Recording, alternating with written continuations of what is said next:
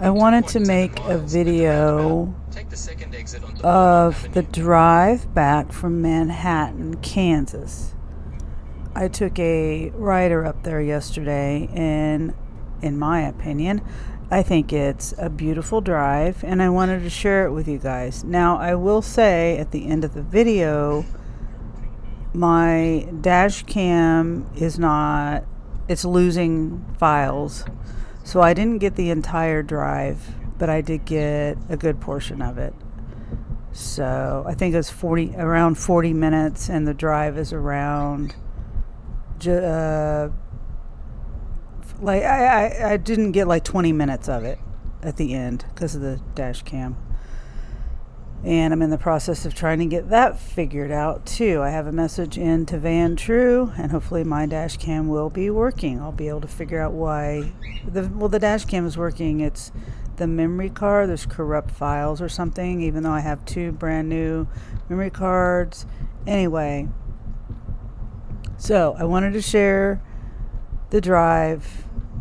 And this is through Manhattan right now. I've never been to Manhattan ever in my life. It's only like an hour away from where I live.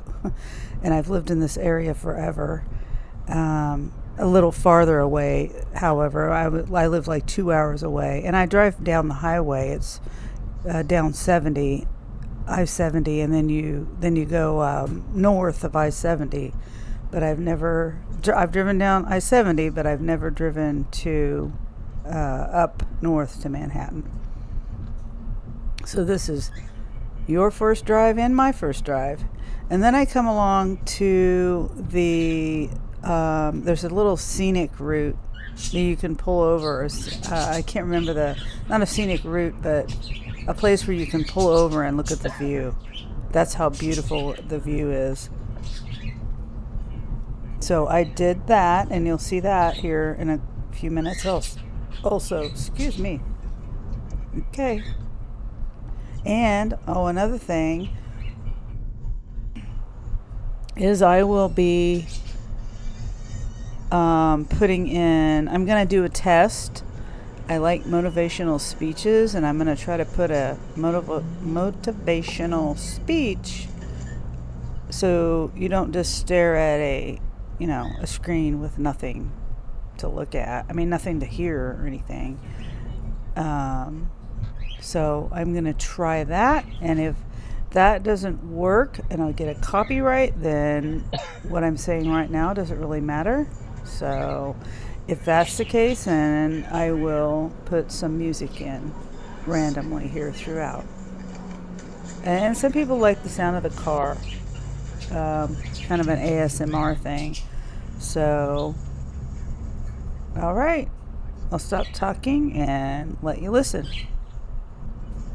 And this speech is by Admiral McRaven, and it was done several years ago, and it's a very motivational speech. I hope you enjoy. What starts here changes the world. I have a few suggestions that may help you on your way to a better world. And while these lessons were learned during my time in the military, I can assure you that it matters not whether you ever served a day in uniform. It matters not your gender, your ethnic or religious background, your orientation, or your social status. Our struggles in this world are similar, and the lessons to overcome those struggles and to move forward, changing ourselves and changing the world around us, will apply equally to all.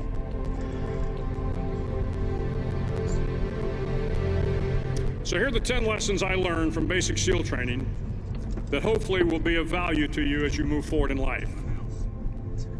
Every morning in SEAL training, my instructors, who at the time were all Vietnam veterans, would show up in my barracks room, and the first thing they'd do was inspect my bed. If you did it right, the corners would be square, the covers would be pulled tight, the pillow centered just under the headboard, and the extra blanket folded neatly at the foot of the rack.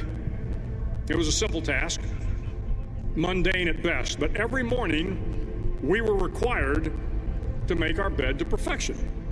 It seemed a little ridiculous at the time, particularly in light of the fact that we were aspiring to be real warriors, tough, battle-hardened SEALs. But the wisdom of this simple act has been proven to me many times over. If you make your bed every morning, you will have accomplished the first task of the day. It will give you a small sense of pride, and it will encourage you to do another task, and another, and another. And by the end of the day, that one task completed will have turned into many tasks completed. Making your bed will also reinforce the fact that the little things in life matter.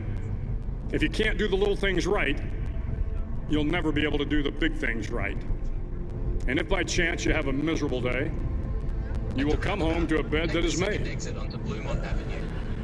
that you made. And a made bed gives you encouragement that tomorrow will be better. So if you want to change the world, start off by making your bed.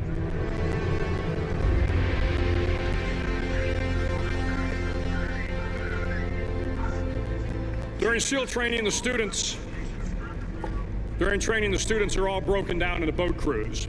Each crew is 7 students, 3 on each side of a small rubber boat, and 1 coxswain to help guide the dinghy. Every day, your boat crew forms up on the beach and is instructed to get through the surf zone and paddle several miles down the coast. In the winter, the surf off San Diego can get to be 8 to 10 feet high, and it is exceedingly difficult to paddle through the plunging surf unless everyone digs in.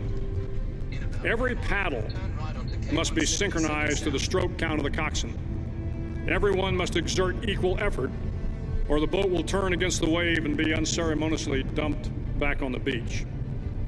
For the boat to make it to its destination, everyone must paddle. You can't change the world alone. You will need some help. And to truly get from your starting point to your destination takes friends, colleagues, the goodwill of strangers, and a strong coxswain to guide you. If you want to change the world, find someone to help you paddle. Over a few weeks of difficult training, my SEAL class, which started with 150 men, was down to just 42. There were now 6 boat crews of 7 men each. I was in the boat with the tall guys, but the best boat crew we had was made up of the little guys, the Munchkin crew, we called them. No one was over 5'5". The Munchkin boat crew had 1 American Indian, 1 African American, 1 Polish American, 1 Greek American, 1 Italian American, and 2 tough kids from the Midwest.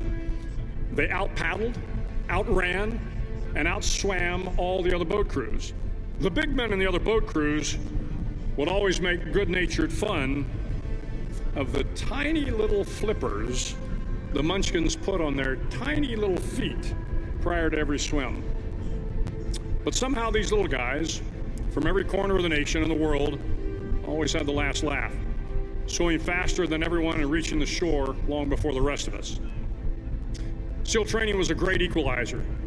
Nothing mattered but your will to succeed, not your color, not your ethnic background, not your education, not your social status. If you want to change the world, measure a person by the size of their heart, not by the size of their flippers. Several times a week, the instructors would line up the class and do a uniform inspection. It was exceptionally thorough.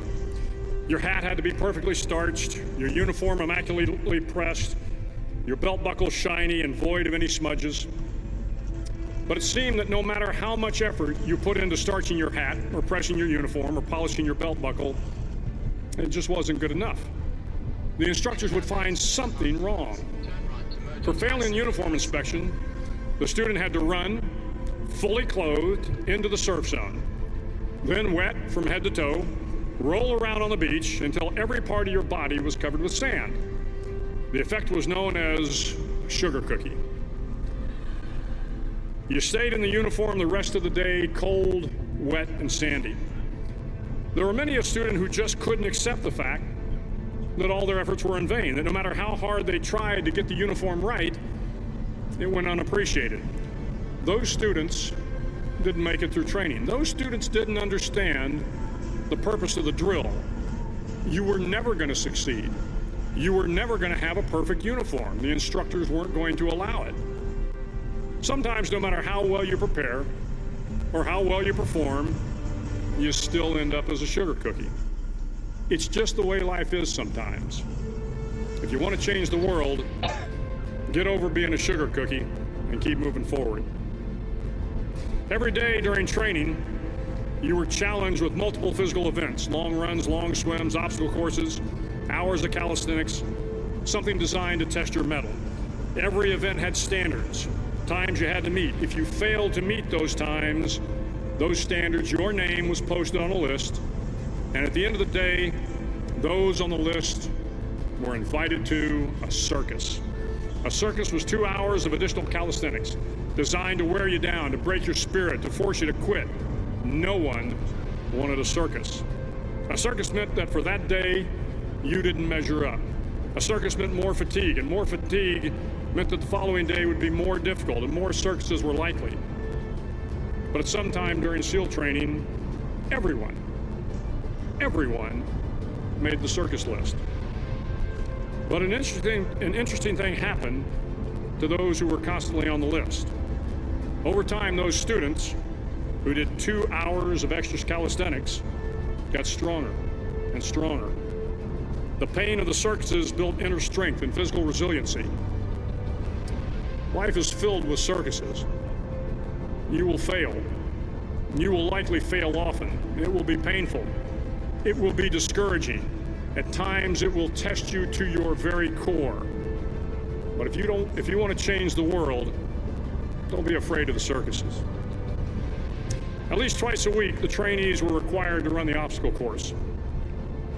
The obstacle course contained 25 obstacles, including a 10-foot wall, a 30-foot cargo net, a barbed wire crawl, to name a few. But the most challenging obstacle was the slide for life. It had a 3-level, 30-foot tower at one end and a 1-level tower at the other. In between was a 200-foot-long rope. You had to climb the 3-tiered tower, and once at the top, you grabbed the rope, swung underneath the rope, and pulled yourself hand over hand until you got to the other end. The record for the obstacle course had stood for years when my class began in 1977.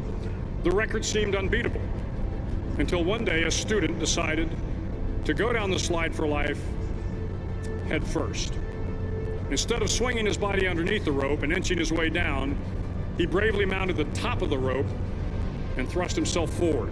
It was a dangerous move, seemingly foolish and fraught with risk. Failure could mean injury and being dropped from the course. Without hesitation, the student slid down the rope perilously fast. Instead of several minutes, it only took him half that time. And by the end of the course, he had broken the record. If you want to change the world, sometimes you have to slide down the obstacles head first. During the land warfare phase of training, the students are flown out to San Clemente Island, which lies off the coast of San Diego. The waters off San Clemente are a breeding ground for the great white sharks. To pass SEAL training, there are a series of long swims that must be completed. One is the night swim. Before the swim, the instructors joyfully brief the students on all the species of sharks that inhabit the waters off San Clemente. They assure you, however, that no student has ever been eaten by a shark, at least not that they can remember. But you are also taught that if a shark begins to circle your position, stand your ground. Do not swim away. Do not act afraid. And if the shark, hungry for a midnight snack, darts towards you, then summons up all your strength and punch him in the snout, and he will turn and swim away. There are a lot of sharks in the world. If you hope to complete the swim, you will have to deal with them. So if you want to change the world, don't back down from the sharks. As Navy SEALs, one of our jobs is to conduct underwater attacks against enemy shipping. We practice this technique extensively during training. The ship attack mission is where a pair of SEAL divers is dropped off outside an enemy harbor and then swims well over 2 miles underwater, using nothing but a depth gauge and a compass to get to the target. During the entire swim, even well below the surface, there is some light that comes through. It is comforting to know that there is open water above you. But as you approach the ship, which is tied to a pier, the light begins to fade. The steel structure of the ship blocks the moonlight. It blocks the surrounding street lamps.